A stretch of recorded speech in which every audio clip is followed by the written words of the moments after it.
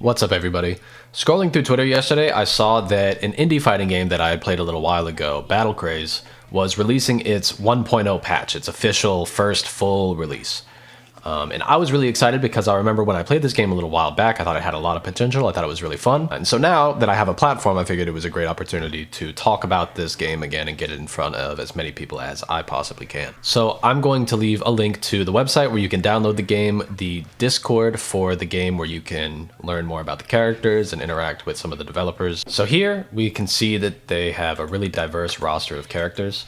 I think the art style is really great. I like the way that a lot of the characters look, and there's also a lot of representation. A lot of people with a lot of different backgrounds, not even just people, a lot of monsters, and a lot of robots and ninjas and all types of stuff, right? I think it's really, really tight. However, these characters also have these different sides. These are most similar to, like, if you've played Melty Blood Actress Again Current Code. They're like moons, so they entirely change the way that the character works. And as an example, I'm just going to show you Boundary here real quick. So Boundary, if we're in this side C, they're able to move around this little portal, and they're able to do shenanigans where, like, they teleport to it. They can do the empty teleport, or they can do the dive kick teleport. I don't even know what side I hit on. That was disgusting. Right. And they can also, let's see, what else is there? They can detonate the portal, I know, somehow. How do I do that? Is it quarter circle back? There we go, yeah. So they've got a bunch of stuff with this little portal that they move around, right? However, if I go to character change and then I just select side L, this boundary is actually entirely different. So you see there's like a little knife that is circling around, and over time it'll turn into even more knives. You've got like a little meter down there at the bottom to try to keep track of it. And if I do different moves, I can throw out the knives. And yeah, just an entirely different character. They do still have some of the same stuff, but not really. It's mostly all in the normals, right? So my favorite character that I've tried so far is Side C Tsugumi. She's super fast, has like this brawler, almost boxing type of style. And I don't know, I just think her design is super great. To talk about the system mechanics of the game, that's not how you reset. In fact, I don't even know if I can reset. I don't know. To talk about the mechanics of the game, it's a 4-button fighter, so there's a light punch, a light kick, a heavy punch, and a heavy kick button. And you also have like a special system button. On this version of Tsugumi specifically, Side C Tsugumi, it's able to do like this little dodge and weave. But you could think of this button almost like a Blaze Blue Drive style of button, where what it does is going to be different depending on the character that you pick and also the side of that character that you pick. You also have this other button, which allows you to do cancels of your specials. And that's pretty rad. I noticed that the meter that it uses, this red meter, it only happens to generate if you are taking damage. So if you're steamrolling the opponent, you're not going to be able to unlock the full potential of that cancel. But if you're trying to come back into the match, then you might have more cancels available to you. One thing that I really like is that a game that's this dense and has this much going on could be really overwhelming. But if we go to the command list, it actually describes everything about this version of Tsugumi. It says, after contacting with 4 lightning attacks, Tsugumi gains a brief burst of speed, and that's actually the effect you see on her back there. During this time, her Craze technique consumes this buff in order to enhance it, and she can cancel into it from specials. So what that's referring to is this little dodge and weave. Now, because I've gained up all of my stacks, I can do it out of special moves to extend my combos and stuff like that, and then it consumes that little meter down there. Again, this is not how the other Tsugumi works at all. If I go and choose this version, oh, I don't like that you can get double of the same color. That's not great. And you see on this one, it says Tsugumi's Craze technique as well as counter hits grant her charge attacks up to 8. Her movement speed is slightly increased per stack. Lightning attacks consume a stack to deal more damage, including all stacks excess of 4.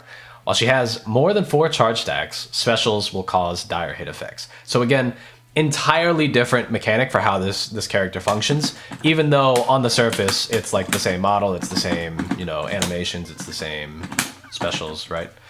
Totally different feel to how the character is going to work. If you were to put all these mechanics together, it might look something like this. Cancel, air juggle, do this, super, air juggle, another flurry, cancel, right? And then you can end it right there. And if you weren't exhausting literally all of your resources, a combo might look something more like this. And that's a very simple one. I'm sure that you can do more than that. For example, I know that in this rolling animation, you can do the overhead and make her bounce. So It's hard to dash up and get the timing, so I think you just do it like that. And then, I don't know, you can hit it some way. Some of the different sides are also entirely different characters. So while I do like my boy Sherm, I gotta go with Evil Sherm. Come on, man. You already know what it is. And you can guess what this character is, right? Right. It's just an Akuma clone. We've got, let's see, we got the air fireballs. Classic. He can do it while jumping back. Disgusting.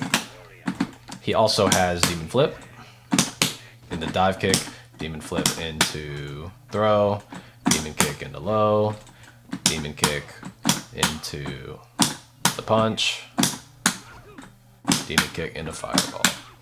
Nasty.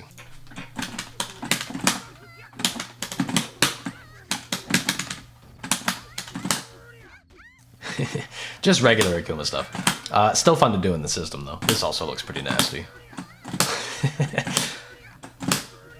Yeah. But in general, I think these characters have a lot of polish, and they're really fun to explore and have really interesting designs. Even sometimes multiple interesting designs across their multiple different sides. I think that's really worth talking about, because sometimes when you download these Ikem and Go fighting games, they don't have the polish that a traditional fighting game might have. And I don't feel that way about this game at all. This feels like a really fun, fluid, and engaging fighting game. Now, another selling point is that this game does have rollback integrated into it. However, it is not like a queue. You have to host and then you have to have somebody specifically join your match. But it is integrated rollback. One caveat. During the launch, it was discovered by the dev team that there was a bug with the rollback version of the game where every character's moves just had one additional frame of advantage, I think both on hit and on block. So they're working on that. They're trying to resolve that and get that integrated into the rollback game. You could either just download the other version of the game with the delay-based netcode and then just play via Parsec with your friends or something like that.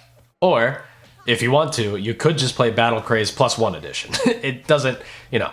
That's up to you. But yeah, no matter how we have to connect for net play, me and my friends are going to have a lot of fun playing this game. Whenever one of these more niche fighting games comes along, it feels a lot more fun and rewarding to explore for me personally, just because not everything is known about it. There isn't like a massive community effort to dig into all of the different little nuances. And so whatever, you know, digging and documenting you do end up doing ends up becoming very, very meaningful in that community, I feel.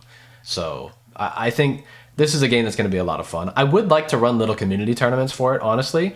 It just depends on what that ends up looking like and if it's capable or if there's enough interest. But yeah, that's something that we can feel out and kind of see. Join the Discord, check out the game, and maybe we can play some matches sometime, all right? I'll see you guys in the next one. Peace.